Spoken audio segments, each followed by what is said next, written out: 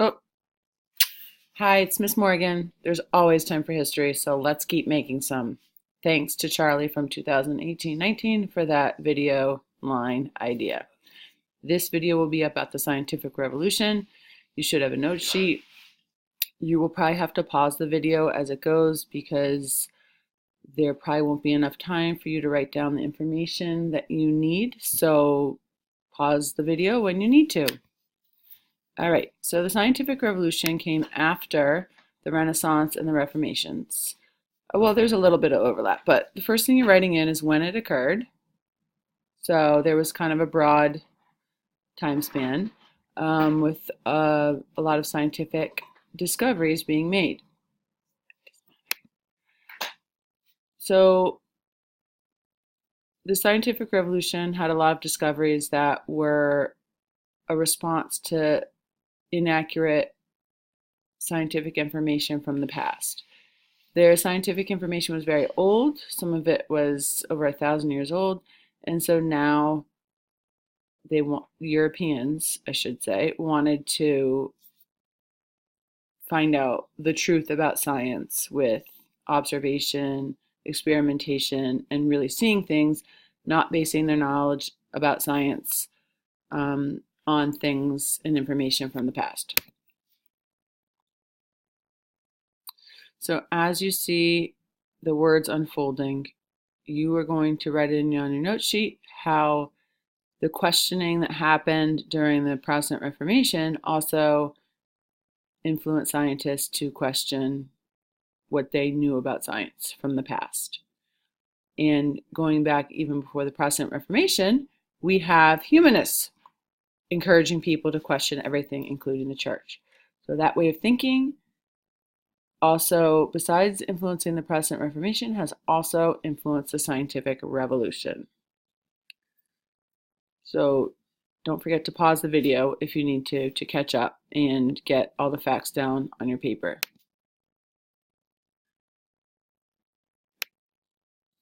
The next little section is going to talk about ideas about the universe, and we'll start with someone named Ptolemy. The P is silent.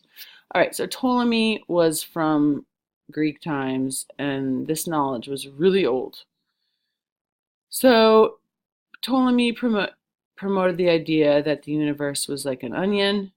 The Earth's in the center. There's layers of revolving transparent substances. I don't know if you've ever had to cut an onion or peel part of it, and there's kind of transparent layers. So next up, what's stuck in the layers of invisible material? All sorts of heavenly things that are listed there that you will also be writing on your note sheet. So in this time, the scientific belief for a long time was that motion was considered unnatural. So the planets are fixed and didn't move unless angels were pushing them. So that's what they thought for a long, long, long time. And Ptolemy was considered the #1 authority on astronomy through the early 1500s. Then things started to change.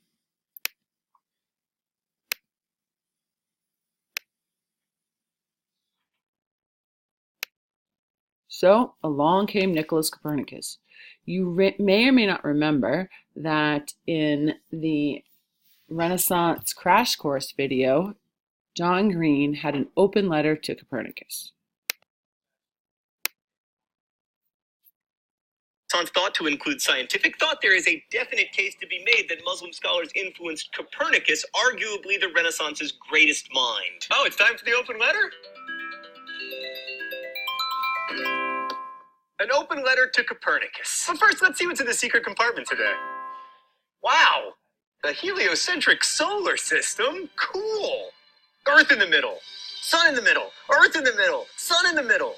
Ptolemy, Copernicus, Right, an open letter to Copernicus. Dear Copernicus, why you always gotta make the rest of us look so bad? You were both a lawyer and a doctor? That doesn't seem fair. You spoke 4 languages and discovered that the Earth is not the center of the universe? Come on! But at least you didn't discover it entirely on your own. Now, there's no way to be sure that you had access to Muslim scholarship on this topic. But one of your diagrams is so similar to a proof found in an Islamic mathematics treatise that it's almost impossible you didn't have access to it. Even the letters on the diagram are almost the same, so at least I can tell my mom that when she asks why I'm not a doctor and a lawyer and the guy who discovered the heliocentric solar system. Best wishes, John Green. I love that one. That's why I included it. Anyway, you probably have already written in what his heliocentric theory was all about. And the Europeans of the 1500s, mid-1500s, worried if Ptolemy was wrong about the planets, all other human knowledge that they believed could be wrong. So they didn't really want to shift their way of thinking at first. So next up, there were some other scientists who supported Copernicus's ideas. You only are writing in something about Kepler and his observations that showed the orbit of the planets were in something called an ellipse, which is basically an oval. So Copernicus had his idea, and other scientists had observations that supported Copernicus's idea. So on to Galileo. So Galileo, to me, is the most interesting part of the scientific revolution because of the controversy that he created.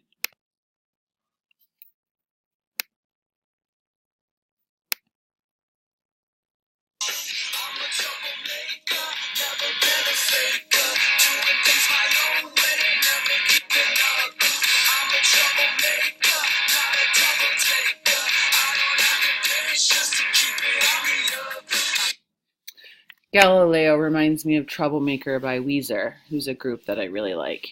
Anyway, Galileo had some scientific advances, including seeing 4 moons moving around Jupiter. This contradicted the Catholic Church's opinion that the heavens did not move and movement was unnatural. And with the ideas Galileo was promoting, similar to what they thought with Copernicus, if Galileo was right, the Church's teachings would be wrong, and people might start to question or doubt other teachings of the Catholic Church. So, Galileo was warned not to teach the heliocentric theory. But he showed a lot of perseverance and determination and stuck with his view. Oops, that's not what I wanted to have happen. All right, let's see if I can make it happen this time. There we go. He published a book, and it was a fictitious book. There was a dialogue between Ptolemy and Copernicus, and Ptolemy promoted the geocentric theory. That character was foolish, portrayed as foolish, I should say. Copernicus, and the character promoting the heliocentric theory was portrayed as logical. So it's poking fun at the geocentric theory through the book. It's a fictitious book. Anyway, Galileo had to go before the Inquisition. He was accused of heresy, which is when you have beliefs that go against the Catholic Church. I don't know why heresy is where it is. I tried to fix it earlier and I couldn't, so I just kept moving forward. Anyway, charged with heresy, he's at the Inquisition, and just checking. Nope. All right. So his book, there's a little more on the Inquisition on a slide after this. Maybe I should have reordered things, but I didn't, so oh well. So many European scientists were swayed by Galileo's book and started to believe the heliocentric theory after they read it. But the Inquisition didn't like that. They wanted Galileo's book burned. Burn, baby, burn, Disco Inferno. Or somebody call 911.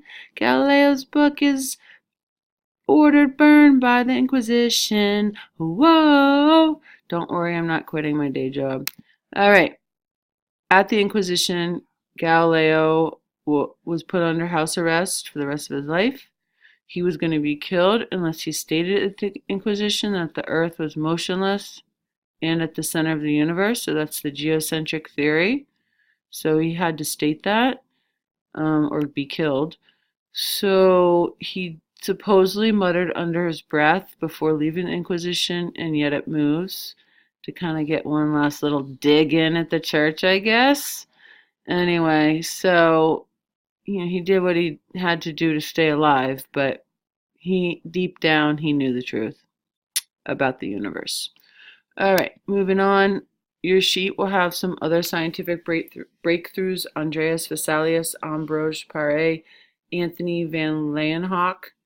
So they each had their own contributions that are more like everyday type things, learning about the body, ointment to prevent infection, looking under the microscope. Maybe you enjoy looking at things under the microscope. I don't know. All right, last little topic is not this. Oops. All right, I'm doing this a new way and I keep clicking the wrong thing and it's not going to where I want it to. Oh, this is what I want. Scientific method. So you're used to this in science class and doing experiments and whatnot, but it was a new idea during the scientific revolution that you should observe and experiment to find out the truth about science and the world. Before it existed, the old authorities are all listed there in yellow, and you should be writing them in on your packet. And that was what people did for a long, long time. Look to Aristotle, told me in the Bible, but things are going to change. Scientific method, it was created and promoted by two men, Francis Bacon, Rene Descartes.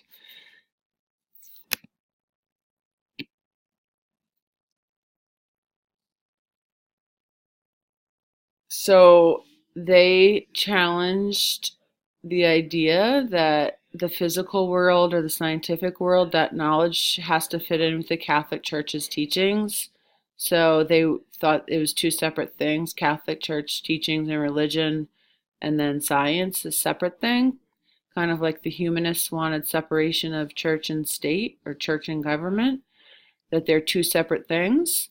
And they thought the truth could only be discovered with investigation. Remember, pause the video if things are going too fast so you can get all the facts in on your sheet. Oh, all right. Well, there it is again. All right, other scientific discoveries. You see more about the telescope, microscope, barometer, thermometer. All sorts of other helpful things were discovered during the scientific revolution. That is it. Hope you got everything you needed to. Remember to go back in the video if you didn't. Peace out, my young Marco Polos, my young scientists, my young humanists, my young, I don't know, that's all I can think of right now. But that's the end of the video. Thanks to Connor M. from 2018 for the Peace Out My Young Marco Polos idea, and then I kind of put my own little twist on it because it was such a great idea. Anyway, that's it for the scientific revolution, and bye.